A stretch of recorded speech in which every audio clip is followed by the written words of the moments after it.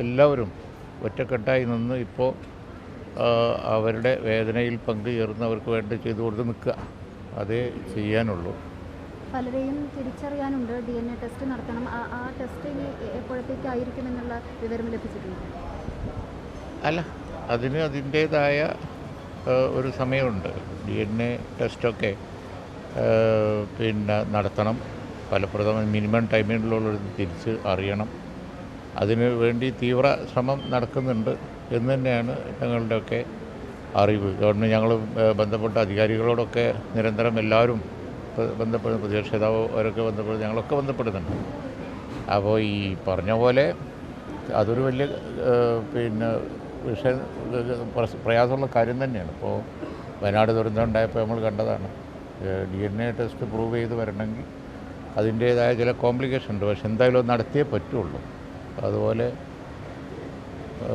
നേരിടേണ്ട ഒരുപാട് വെല്ലുവിളികൾ ഇതുപോലുള്ള ആക്സിഡൻറ്റിലുണ്ട്, സംശയമൊന്നുമില്ല.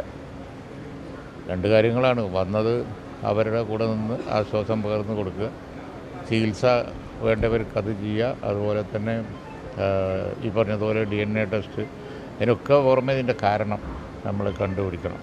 ഇവിടെ തൃശ്ശൂർ പൂരം വളരെ കാലമായിട്ട് ഉള്ള ഒരു കാര്യമാണല്ലോ, വളരെ റയറായിട്ടല്ലേ എങ്ങനെ വരാറുള്ളൂ. ഒരു റീസൺ കണ്ടുപിടിക്കണം, സുരക്ഷിതത്വം കൂട്ടണം. നമ്മളാരും ആഘോഷങ്ങൾക്കെതിരല്ല, പക്ഷേ ഇത്ര വലിയ അപകടങ്ങൾ വരുമ്പോഴാണ് ഇങ്ങനെ അപകടം ക്ഷണിച്ചു വരുത്തുന്ന ആഘോഷങ്ങളുടെ ആവശ്യമുണ്ട്. പൂരം ഒഴിവാക്കണമെന്നല്ല പറഞ്ഞത്, വെടിക്കെട്ട് പോലുള്ള കാര്യങ്ങളുടെ കാര്യമാണ് ചോദിക്കുന്നത്. വെടിക്കെട്ട് വളരെ കരുതലോടുകൂടി നടത്താനുള്ള കാര്യങ്ങൾ വേണം എന്നെല്ലാ കാലത്തും അഭിപ്രായം ഉള്ളതാണ്. മനുഷ്യ സഹജമായ ചില കാര്യങ്ങളുണ്ടല്ലോ. അപ്പോൾ എവിടെയാണ് മിസ്റ്റേക്ക് പറ്റിയത് എന്ന് അറിയില്ല. പക്ഷെ ഒരിക്കലും സംഭവിക്കാൻ പാടില്ലാത്ത ഒന്നാണ്, ജീവൻ വെച്ച് ഇത് സംഭവിക്കാൻ പാടില്ലാത്ത ഒന്നാണ്. ഇപ്പോൾ ഇതുപോലുള്ള വെടിക്കെട്ട് വേണ്ട ആചാരത്തിൻ്റെ ഭാഗമായി വരുമ്പോൾ അതൊന്നും പറയാൻ ഞാൻ ആളല്ല. പക്ഷേ ഒരിക്കലും സുരക്ഷിതത്വം കോംപ്രമൈസ് ചെയ്യരുത്. അതിലാർക്കും എതിർപ്പുണ്ടാവില്ല.